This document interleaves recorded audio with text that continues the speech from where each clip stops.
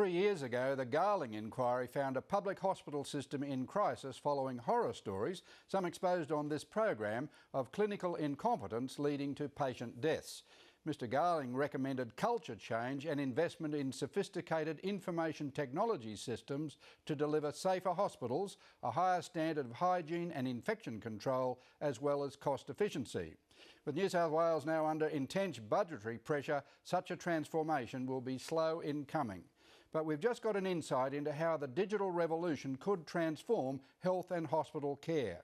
A new $200 million surgical hospital at Hurstville, backed by private sector investors, was opened today by Health Minister Gillian Skinner. The Minister indicated she wants to negotiate a possible public-private partnership to roll out this model to other sites. The Hurstville facility is said to be state-of-the-art. We went along for a sticky beak. They don't mean to, but hospitals, both public and private, can kill you, even if you're admitted with a non-life-threatening condition. Staphylococcus and other sometimes lethal bacteria resulting from poor hygiene and infection control or inappropriate medication or dosage can knock you off. The electronic medical record from start to finish. So we've got true continuity of patient care. Matthew Mackay, a former nurse unit manager in the public system with 2 stints in Afghanistan and 1 in Timor for the Defence Department, is now Director of Clinical Services at the brand new Medica Surgery Centre at Hurstville. He shows us how, it's hoped, an $80 million investment in a state-of-the-art IT hospital system can radically transform patient safety. So each caregiver, be it a nurse, a surgeon, an anaesthetist, one of the physicians seeing one of the crooker patients on the ward, everybody can see the information that the last person documented and so on and so forth, including from previous admissions through to, I mean, we keep the record endlessly now. Each patient can be automatically monitored and tracked second by second on a bedside database. Blood pressure, vital signs, medication. There's an instantaneous incident reporting system. You wouldn't want the wrong hip replaced, would you? Here, patients can't be wheeled into the operating theatre until and unless the software fail-safe system confirms identity and the procedure to be undertaken. These imported German operating theatres are built in stainless steel. Specially filtered air is circulated down from the ceiling and out through the floor. As well, each surgical instrument has an electronic code and can be tracked through its own infection control monitoring. No sterilisation, no use. Because operations can go wrong, the record of which instrument was used in which procedure is tracked and stored for safety assurance and in the event of litigation. As a safeguard, digital cameras record the operation and post-operative intensive care for permanent storage on a hard drive. Over time, it's hoped medical defence insurance premiums will come down. When liability is clear from the digital record, there should be no need for protracted civil court cases. And what about medication? So this is, as far as I'm concerned, the ultimate in medical medication administration safety. It works biometrically. So a user will log in using their individual login. They'll go to remove a drug and they'll pick a patient. They then go and pick the drug that they want. And they search for the drug they want, or they go through the patient list. As you can see, all the drugs are individually compartmentalised, and the only component that actually unlocks is the item that you're taking out. So you can see I can't actually get into these other drug compartments. And then when I'm putting it away, it tells you to close. It's recorded that I've taken one out. I exit, it locks the system. This system with fingerprint ID access is also vital for cost control and drug security, particularly for Schedule 8 addictive drugs, which have been known to walk out the door. It's all a very big investment. What's the business plan based on?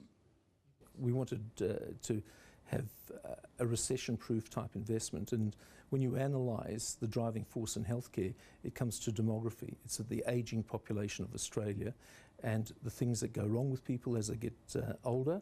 The demand, we think, in healthcare is going to run for at least 60 to 80 years because Australia has an ageing and a growing population.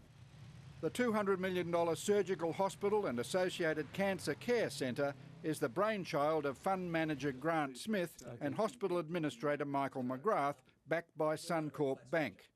Grant Smith once ran the ASX-listed Hospitals of Australia before it sailed to Main Nicholas in 1992. Now at 59, Mr Smith is back in the hospital business. But why Hurstville? Back in 1999, we did a demographic study down the east coast of Australia, and we had certain criteria. One of them was the age of the population and the size of the population. Hurstville came up as the oldest area by population in the Sydney Basin.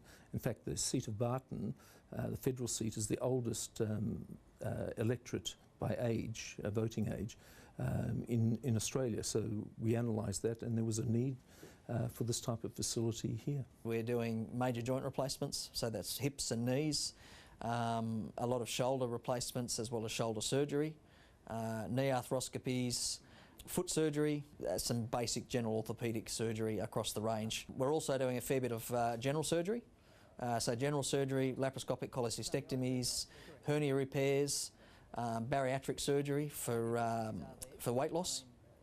And we've also just recently commenced some cancer surgery as well.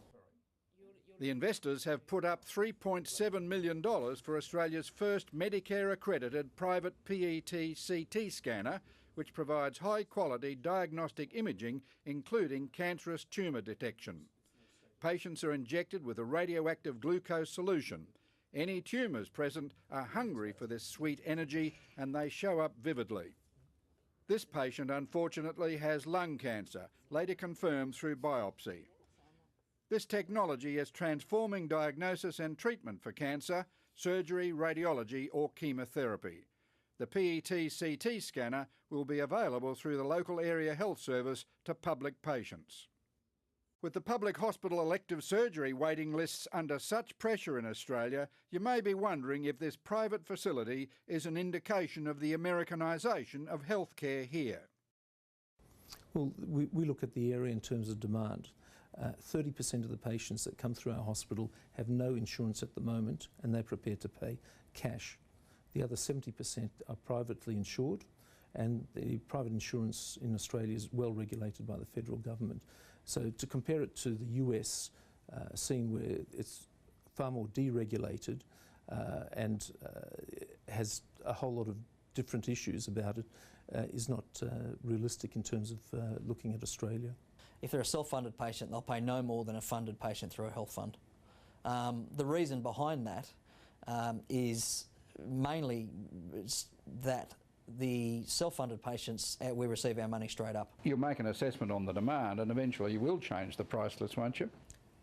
On the demand, yes, of course. There's always the potential to increase prices depending on the demand. That's always there. But again, you don't want to price yourself out of the market. How much money can you make? Well, I think it's not a quick, it's not like mining where you double or triple your money. It's a long-term game, healthcare. And you'd be looking at a return at 10 to 15% over a longer period. But that return is very solid because it is underwritten by the federal government through Medicare payments with diagnostic imaging and through health insurance reimbursement system. So people who want to double, treble their money won't find that in healthcare, but if they want to have consistent returns with good dividends, the healthcare sector can provide that. How much of your own money is in this? A very substantial amount. Based on analysis of demand from the ageing population catchment throughout Australia, 19 other sites for similar private surgical and diagnostic imaging hospitals have been identified in Brisbane, the Gold Coast, Sydney and Melbourne. The experts say healthcare for the aged will be a silver tsunami.